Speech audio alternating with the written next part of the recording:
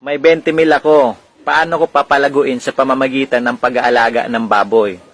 Okay, pinakamagandang gawin dyan tay, para hindi ka na mamroblema. Yung 20 mil mo, gawin nating 20 mil ko. Hindi, joke lang tay. So, mas magandang gawin niya, no? Mag-alaga ka ng gagawing inahin. O kaya, bumili ka ng dumalaga.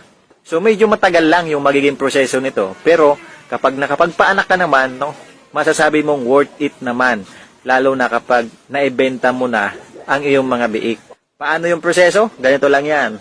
Number 1 na pwede mong gawin, bumili ka ng biik, palakihin mo hanggang sa maging dumalaga. At kapag dumalaga na, so pwede mo na siyang i-breed o ipa-AI hanggang sa mabuntis. Then, aalagaan mo ulit hanggang sa manganak. Kaya lang medyo matagal yung prosesong to, aabot ng halos 1 taon bago ka makapag-harvest ng mga biik.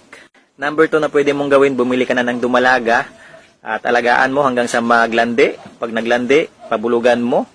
At pag nabuntis, alagaan mo hanggang sa manganak. So dito naman aabot ng halos kalahating taon bago ka makapag-harvest ng mga biik. So yan ang maisasuggest ko para dumami ang 20 mil mo. So medyo matagal yung proseso pero worth it naman. Yung ibang mga bagay, diskartehan mo na lang, kayang-kaya mo yan.